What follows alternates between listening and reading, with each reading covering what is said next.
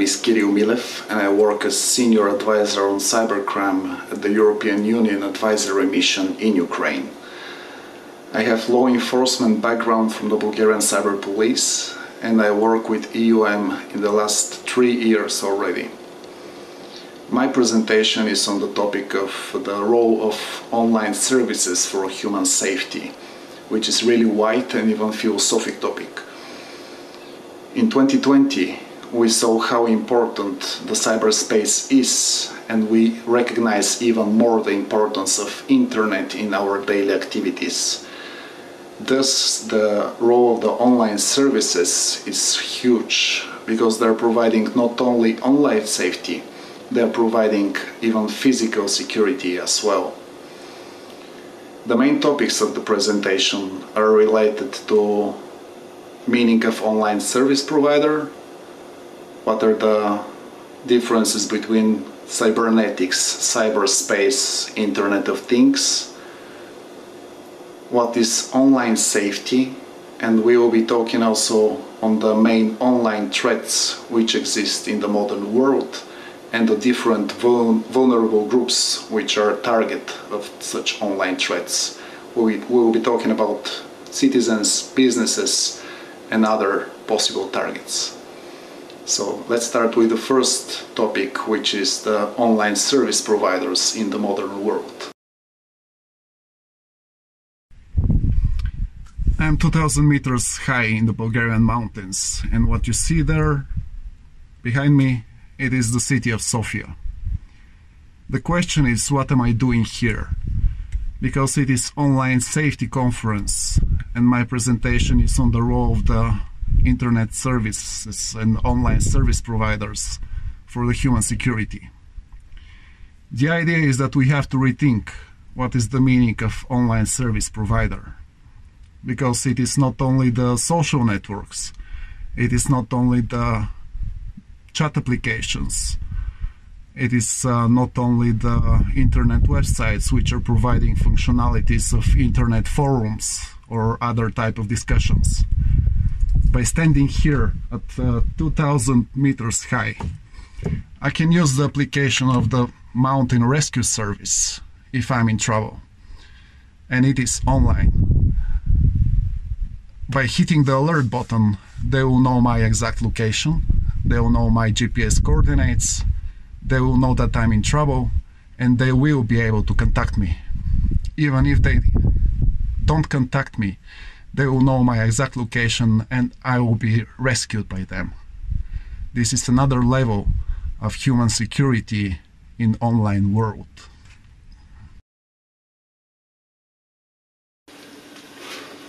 Now let's go back to conference mode. The role of online services goes beyond the privacy data, terms of service, and safe havens. Society needs any online service which is provided to the society and is needed for the real life, because people rely on it. People rely on communication services, people rely on cloud services, they rely on operators who are providing services to the information society. 2020 and the coronavirus situation was crucial not only for the businesses but for the normal citizens as well. And here comes the topic of cybernetics, cyberspace, and Internet of Things.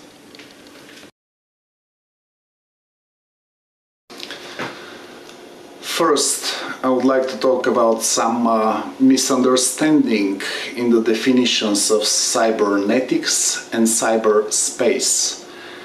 Cybernetics is a science branch which was identified soon after the end of the Second World War and long before any ideas about computer networks, internet, and cyberspace.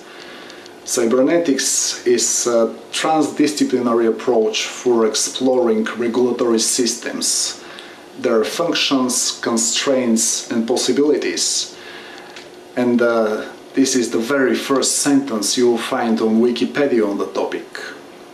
Cybernetics has its own application in mathematics, engineering, economy, biology, even psychology and management. And computer science is only one of the areas where cybernetic has its own place. On the other hand, cyberspace is far more closer to the internet and modern technologies which are widespread. Thus, in the next topics, I will talk about cyber crimes and cyberspace instead of cybernetic crimes and cybernetic space, which are actually words without any clear meaning for me. Internet of Things is very much related to the cybernetics, cyberspace, and human safety. Not because your washing machine or refrigerator is sending spam messages on the internet. Not because your security cameras at home are informing you in real time about the situation. Internet of Things is very much related to people's health and healthcare systems. There are examples already on saved lives because the doctors were able to monitor in real time the medical situation, the health condition of the patient, even if the person is not located in medical facilities.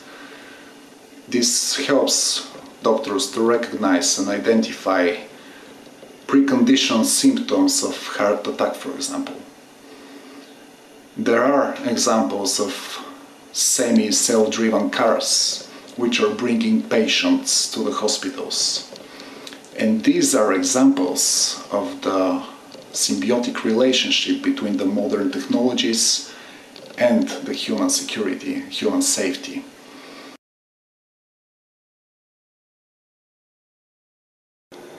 Cyberspace became another domain of law in the last decades, and unfortunately in another domain of warfare as well, together with land, sea, air and space. There are various tools which are providing higher levels of online safety for the users, and these tools are usually related to encryption. But the best solution would be if the users are maintaining higher levels of cyber hygiene. And in this regard, awareness campaigns on the online threats, guidelines on proper online behavior are really crucial for the human security online. Governments should ensure as well proper legislation on cyberspace, cyber crimes and electronic evidences, together with the technical tools which they already apply in the governmental systems.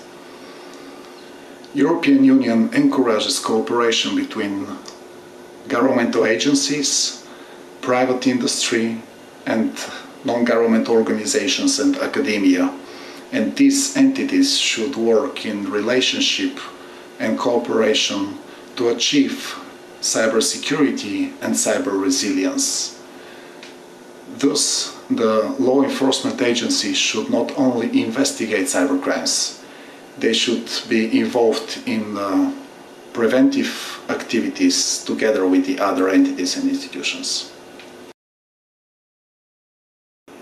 Some cybercrimes are very innovative, very sophisticated and very adaptive to new realities, and we see it even more in COVID-19 situation.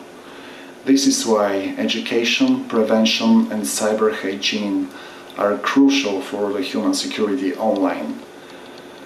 We are all part of the same cyber ecosystem, and if a person is not following the basic cybersecurity rules, this person will become the weakest point and will be more vulnerable to online threats and cybercrimes. We do live in a digital world, criminals do too.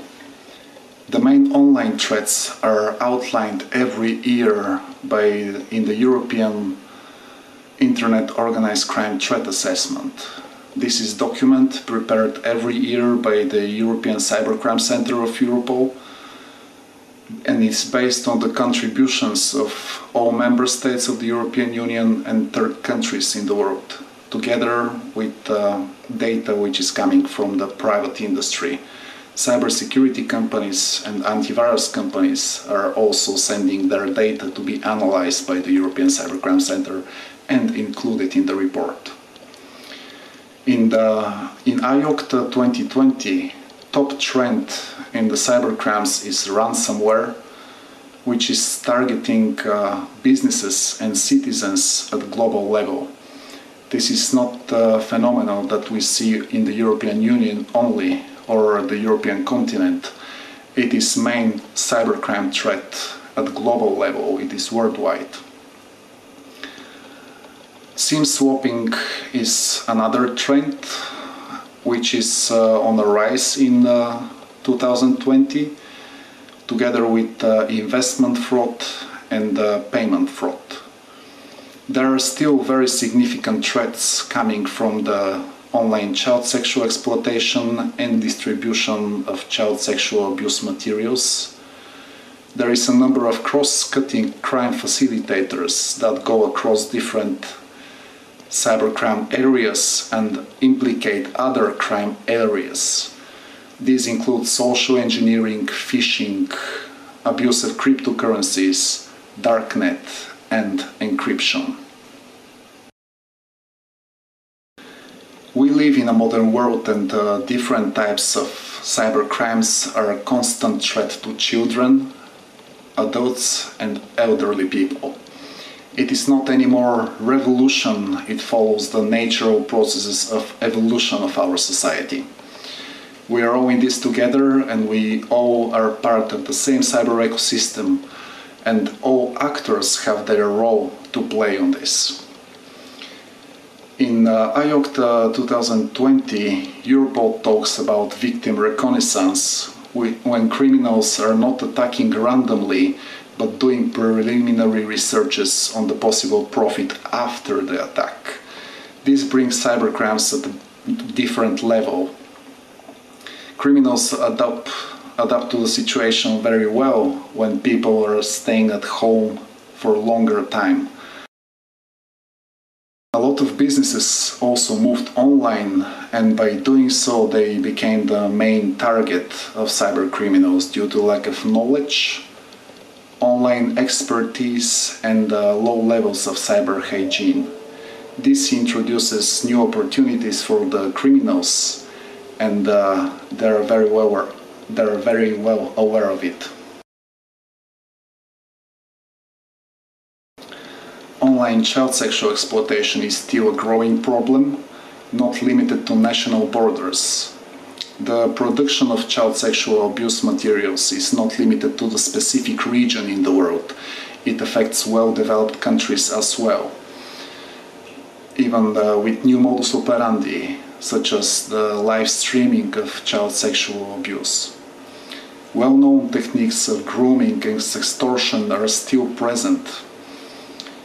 Creation of such illegal content often has long-lasting consequences for the child victims and unlocks the further processes of re-victimization. This is one of the reasons some of the main payment card providers to ban payments to the most popular porn site in the last days, because of not enough safeguards for the legality of the content. And this brings the topic of the liability of the online service providers. The presentation is about the role of the online services and online service providers for human safety, but half of it covers different trends on cyber crimes. This is because when we are online, we are exposed to cyber threats, and the providers are responsible for keeping our data safe and to apply the necessary cybersecurity measures to avoid cyber attacks and intrusions. Liability of online service providers is a topic in one of the afternoon sessions, but they are responsible for our data which is stored on their servers. On the other hand, governments are also responsible for adapting the necessary and modern legislation to protect the cyberspace and to ensure proper investigation if cybercrime happens. In 2017, Europol launched the Sirius project with aim to prepare guidelines on communication between law enforcement and judicial authorities and online service providers. Since then, a lot of online service providers joined the project, the guidelines were prepared, and the communication between the national authorities and the private industry, which is the online service providers, improved significantly. Thank you for your attention.